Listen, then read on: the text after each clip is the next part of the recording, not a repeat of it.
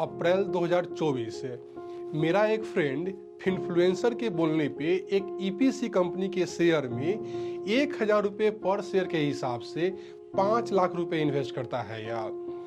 एक साल बाद 17 अप्रैल 2025 को स्टॉक प्राइस 1,000 से गिरकर 117 रुपये पे आ जाता है यार। एक साल के भीतर ही उसका 90% कैपिटल स्वाहा हो जाता है यार। तो इस दौरान ऐसा क्या होता है कि स्टॉक प्राइस अर्श से फर्श पे पहुंच जाता है यार। जी हाँ, मैं बात कर रहा हूं जेंसोल इंजीनियरिंग की यार। इस वीडियो में आगे जानिए जेंसोल इंजीनियरिंग के फ्रॉड की पूरी कहानी और भविष्य में इस तरह के कंपनियों से बचने के ठोस तरीके यार।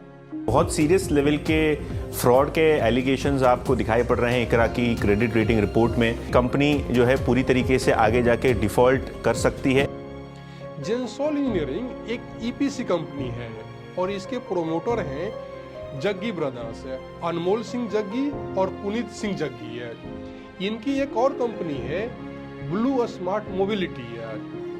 जेंसोल इंजीनियरिंग इलेक्ट्रिकल व्हीकल को प्रोक्यूर करती है और ब्लू स्मार्ट मोबिलिटी को रेंट पे देती है यार।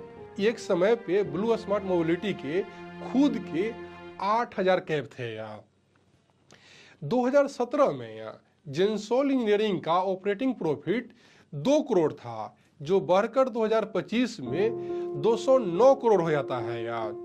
मतलब 2017 से 2025 के पीरियड में जेंसोल इंजीनियरिंग के ऑपरेटिंग प्रॉफिट में 1,350% की बढ़ोतरी होती है यार। और इसी पीरियड में यार जेंसोल इंजीनियरिंग का डेट लेवल 0 से बढ़कर 1,260 करोड़ पे पहुंच जाता है यार। जेंसोल इंजीनियरिंग का डेट 2017 में 0 था, जो बढ़कर 2025 में 1,260 करोड़ के लेवल पे पहुंच जाता है यार। इस डेटा को देखकर सेबी को फ्रॉड की भनक लगती है यार। जून 2025 में सेबी को जेंसोल इंजीनियरिंग के स्टॉक में प्राइस मैनिपुलेशन और फंड डाइवर्जन का कंप्लेन मिलता है यार।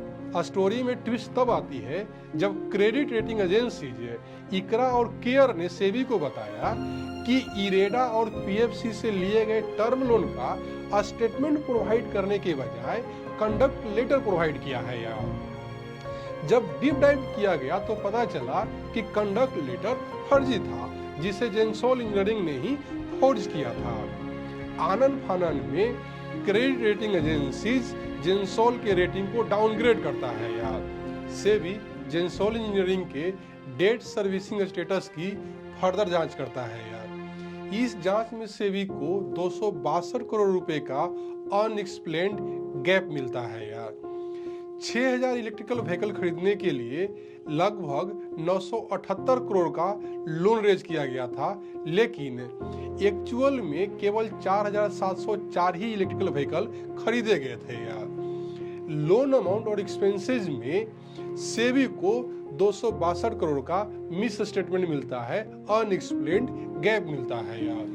सेबी का कहना है कि जेंसोल इंजीनियरिंग ने इन्वेस्टर्स को मिसगाइड करने के लिए कई रॉन्ग डिस्क्लोजर भी दिए।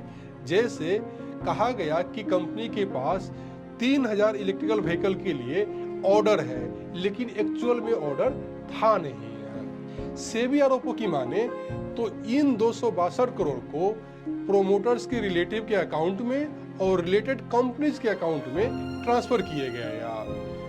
262 करोड़ में से 34 करोड़ रुपए डीएलएफ के कैमिलियाज में आलीशान बंगले को खरीदने में यूज किया गया।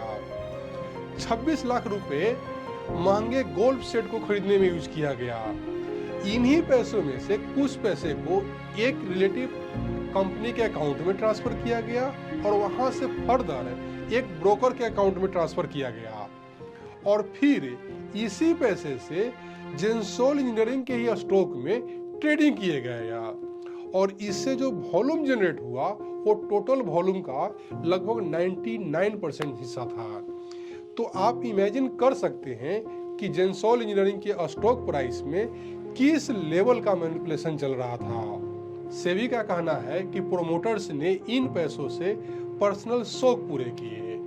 प्रोमोटर्स एक लिस्टेड कंपनी को इस तरह से चला रहे थे मानो कोई प्रोप्राइटरी फर्म हो है। ऐसा लग रहा था कि कंपनी के पैसे प्रोमोटर्स के पर्सनल गुल्लक हो है। सेबी ने जग्गी ब्रदर्स पे बड़ी कार्रवाई करते हुए इनको स्टॉक मार्केट को असेस करने पे रोक लगा दी है।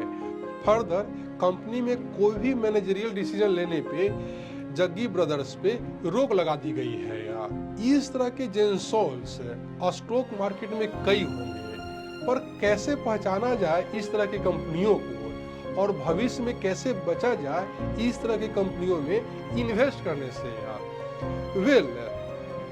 इस तरह के कंपनियों के कई रेड फ्लैग्स होते हैं, जैसे promoters pledging there shares, promoters holding decreasing, lavish lifestyle of promoter, excessive related party transactions और डेट लेवल का लगातार बढ़ते रहना, मिस ऑन प्रोमिसेस। तो दोस्तों ये कुछ रेड फ्लैग्स हैं जो इस तरह के जेंसोल्स में आपको जनरली देखने को मिलेंगे।